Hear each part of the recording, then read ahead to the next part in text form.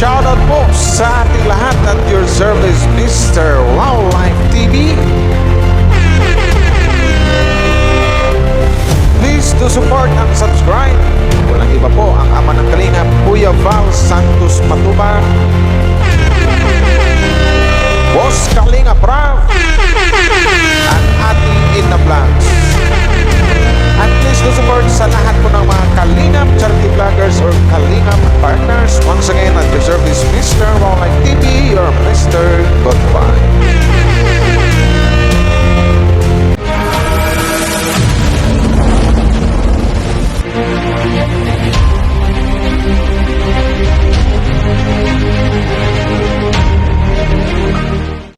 Shoutout sa lahat guys, no? Magandang gabi, magandang araw po sa lahat ng mga Kalinga fans dyan. Hello po sa inyo, mga love shoutout. Wow Life TV at your service. Hello! Shoutout! Pero bago tayo magsimula, suportahan natin ang buong team Kalingap. Ito medyo mainit-init ulo ko dito sa mga nababasa ko pero ikukontin ko to. Pero bago tayo magsimula, suportahan po ninyo po si Miss Sims Life po. Ayan po si Miss Sims Life po. Ayan po nakatalikod po, sexy yan o. Kita niya guys. So wait lang guys ha. Anuhin ko lang yung camera guys. Ayan. Ayan siya guys o. Alright. Mag-hi ka daw. Hi guys! Hello. Shoutout sa lahat ng mga EDSI fans, no? So ito na, bago tayo magsimula, siyempre, suportahan po natin na lahat ng Kalingap. Unahin natin si Kuya Val Santos Matubang. Isunod natin si Kuya Rab, Kalingap Rab. Isunod natin si Atinda Vlogs. At isunod natin ang mga Kalingap charity vloggers. Ihuli natin ang mga Kalingap reactors. Joke lang. Basta, suportahan po natin lahat, guys. So, siyempre, suportahan nyo din ako kahit manghuli na ako. Shoutout sa lahat ng mga Edsinians. Alam ko namang ramdam nyo alam kong maraming kinikilig ngayon dahil sa latest vlog ng Edsi na ando na yung narinig natin yung mga sweet na ano nila. Pero ngayon dito sa upload ko na to, hindi mo na yan pag-uusapan natin kasi mayroon tayong mahalagang importanteng mahalagang pag-uusapan natin. About dito sa mga basher ng ating Beyonce. So shoutout sa inyo, sabi ko sa inyo, ipapaskil ko kayo, pero ang galing nyo rin, nag-private kayo para hindi may isis yung Facebook nyo, no? Alam ko naman na may mga edad na kayo, something like na senior talaga kayo. Don't you worry kasi hindi ko kayo babastusin, hindi ko po gagayahin mga ugali nyo. Kasi hindi po ko bastos na pagkatao. Kumbaga, susundin ko lang yung pagiging reactor, defender ko dito sa Kalingap kasi karapat-dapat naman talagang i-defend dito si Beyonce sa mga bullshit na pinagsasabi nyo. So ito na nga ha, sana maintindihan nyo ako. Intindihin nyo ako ha, kasi naintindihan ko kayo. Bakit kinababas? Kasi naiingit kayo, intindihin nyo din ako kung bakit nakukontin ko kayo. Lalong-lalo ka na. Ito. Oh, Carmelita. Ito. Unahin kita, Carmelita.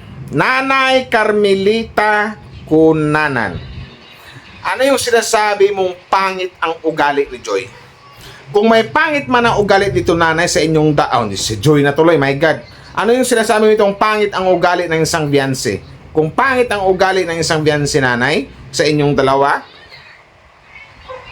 wala akong masabi na pangit ang ugali ng isang Beyonce kasi kung pangit ang ugali ng isang Beyonce, malamang walang fans yan. Walang magmamahal dyan. Pero sa inyong dalawa nanay, kung sino yung literal na may pangit na ugali. Kasi ito si Beyonce nanay, Carmelita Cunanan. Carmelita Cunanan, shoutout sa'yo. Ito yung basher ni Beyonce na ang pangit naman pinagsasabi. Ikaw yung may pangit na ugali dito nanay. Nasabihin mong pangit ng ugali, kisyo, ganito, ganyan. Huwag po ganun nanay. Bakit ganyan po yung mga pinagsasabi nyo sa bata? Kilala di ba si Beyonce?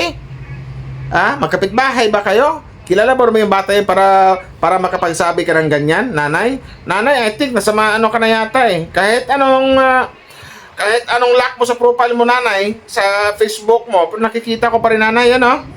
Ito, nanay, tingnan mo, nanay. Ayan ka pa rin, nanay. Nanay Carmelita Cunanan. Sa sunod, nanay, huwag naman, nanay, ipairal mo yung pagiging matanda mo. Yung dapat yung gawin mo, yung magandang ugali para respetuhin ka ng yung mas nakakabata sa iyo. Kasi si Beyonce dito, parang apo mo na lang eh. Diba? Parang apo na lang or something like, parang anak mo na lang. Tapos makapagsalita ka ng ganyan. Diyos ko po. Feeling teenager pa. Huwag ganun nanay. Ay, Diyos ko po naman.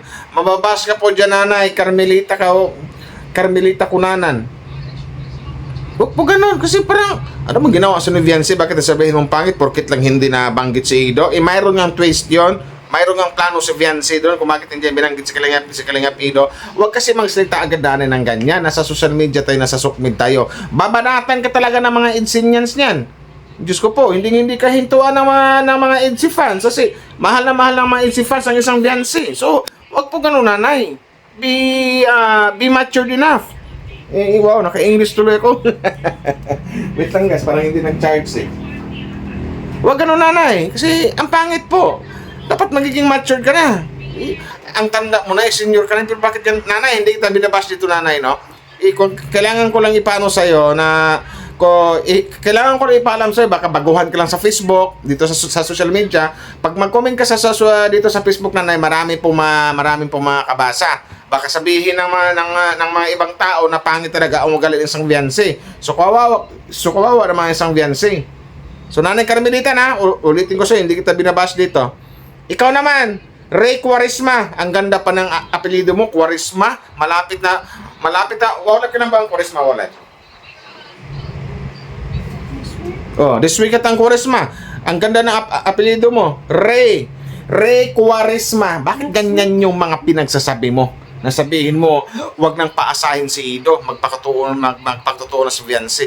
Ano bang sinasabi mo? Oy, may crush ka Viancy, no? Ikaw, sinasabi ko sa'yo, Ray, ano? Ito yung mukha mo. Naku, Ray, wag kang magsalita ng ganyan, Ray. Makahanap ka ng kaaway niyan.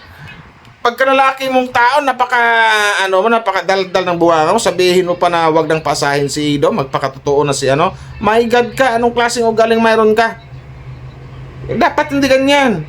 Huwag kayong magsalita ng masamang Viancy kasi unang-una hindi naman ang bait-bait ng bata. Buti kung kilala nyo si Viancy. Dati magkaibigan, magkapitbahay ba kayo para makapagkita ang ganyan? Ingit na ingit kayo, no? Magkapareho lang kayo ni Nanay Carmelita Cunanan. Bagay kayo i-love team. Ray Carmelita, Recam love team. O, di ba ganon? Ang ganda pa ng apelido mo, Quaresma, tapos mangbabas ka ng ganyan. Diyos ko po. Basta tawag ko dyan. Kasi parang sinasabi mo rito sinungaling ang isang Viancy, o sinasabi mo itong pinapaasra ni Viancy ang isang Kalingap Ido. Nag-I love you na nga eh. Nagsabi na nga mahal na kita eh.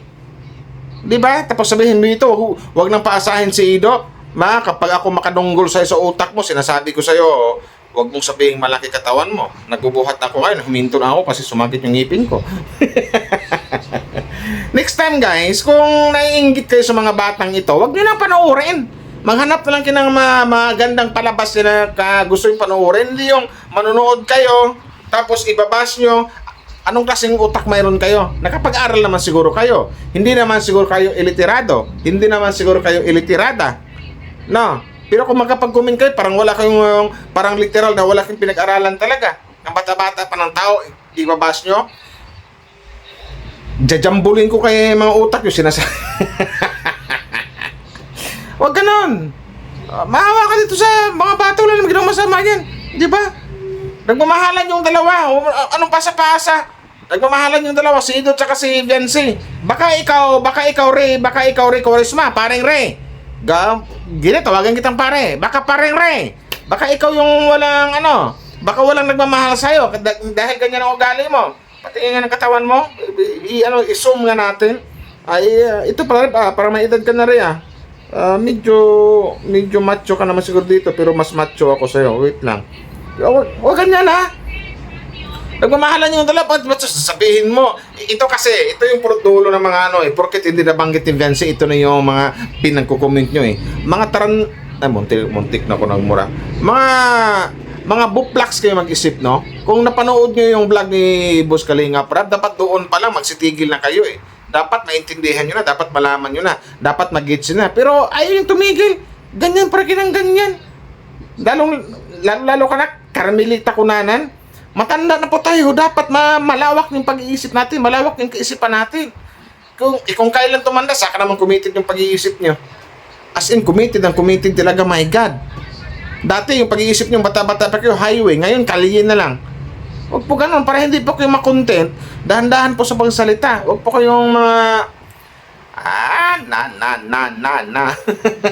Pero joke lang ha. Pero sabi ko sa inyo, next time, okay mag-comment ng ganyan kasi social media kasi ito. Mga ganyang comment kasi parang ini-spread kayo ng gusto nyo malaman, ipaalam sa ibang tao na ganito ganyan ang ugali ng isang taong binabas nyo. Huwag po ganun kasi matatanda na tayo. Be matured enough.